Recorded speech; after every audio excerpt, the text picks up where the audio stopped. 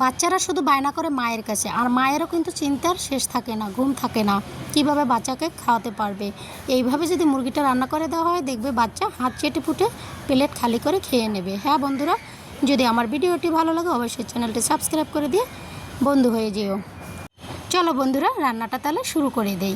প্রথমে তেল দিয়ে তাতে গোটা জিরে দিয়ে একটু গরম করে নিয়েছি, তার সাথে অ্যাড করে দিয়েছি পেঁয়াজ, রসুন, আদার পেস্ট, দিয়ে দিয়েছি গোটা কয়েক কাঁচামরিচ, অ্যাড করে দেব ধনিয়ার গুঁড়ো, হলুদের গুঁড়ো, লবণ, আর দিয়ে দেব মরিচের গুঁড়ো।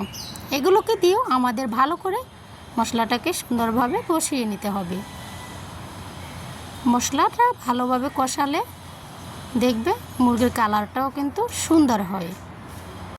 মশলাটাকেও আমাদের 5 মিনিটের মতো কষিয়ে নিতে হবে। আর মশলা কষানো হয়ে গেলে বুঝবে কিভাবে, মশলা থেকে তেলটা ভালোভাবে যাতে ছেড়ে দেয়, ততক্ষণ পর্যন্ত আমাদের মশলাটা ভালো করে কষিয়ে নিতে হবে। আমি এখানে আধা কিলোর মতো মুরগি অ্যাড করে দিয়েছি। মুরগি অনুযায়ী মশলাটা অ্যাড করতে হবে।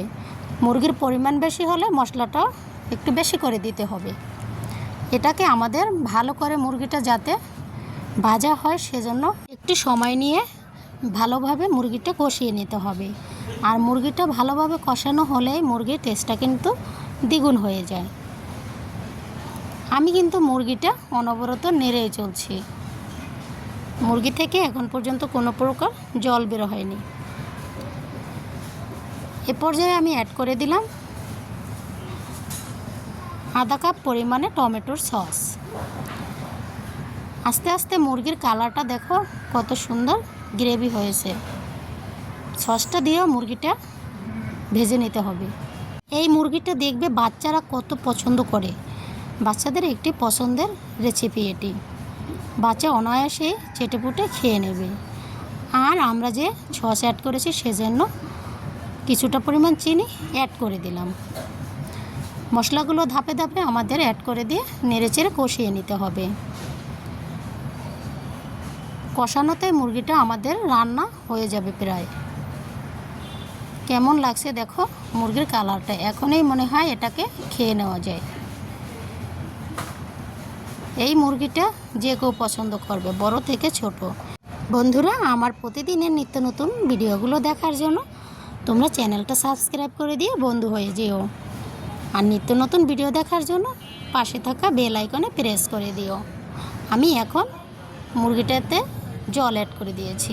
অল্প পরিমাণ জল দিতে হবে, কারণ এটা আমরা বেশি ঝোল রাখবো না। আমি 1 বাটি পরিমাণে জল দিয়ে দিয়েছি। মুরগিটা আমাদের বলক চলে এসেছে। এ পর্যায়ে অ্যাড করে দিলাম 1 কাপ পরিমাণে মিষ্টি দই। দোকানের ছোট কাপে মিষ্টি দই পাওয়া যায়, আমি 1 কাপ পরিমাণে অ্যাড করে দিয়েছি। আমাদের রান্না কিন্তু প্রায় কমপ্লিট হয়ে এসেছে। এ পর্যায়ে অ্যাড করে দেব জিরার গুঁড়ো। ঝোলটা কিন্তু আমাদের অনেকটা গাঢ় হয়ে গেছে, দেখতেই অনেক লোভনীয় হয়েছে। মজাদার সকল ভিডিওগুলো তোমাদের কাছে পৌঁছে যাবে সবার আগে। তোমরা চ্যানেলটি সাবস্ক্রাইব করে রেখো। কত সুন্দর একটি লোভনীয় রেসিপি তৈরি হয়ে গেল। মুরগি এভাবে যদি রান্না করা হয়, দেখবে বাচ্চারা সবসময়ের জন্যই খেতে চাবে।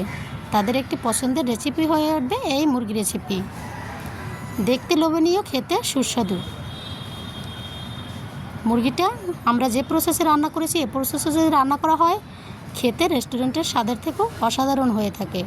আমার বাচ্চা তো অনায়াসে এই মুরগি রেসিপি দিয়ে ভাত খেয়ে নেয়, তার আর কোনো বায়না থাকে না। মুরগিটা এ পর্যায়ে এভাবে রাখতে হবে, বেশি ঝোল রাখা যাবে না। গায়ে মাখা মুরগি খেতে কিন্তু বেশি স্বাদের হয়। দেখো আমার ঝোলটা এ পর্যায়ে কেমন আছে। এভাবে মুরগিটা সহজেই রান্না করে নিতে পারো। সবাই ভালো থেকো, আবার দেখা হবে অন্য কোনো রেসিপিতে।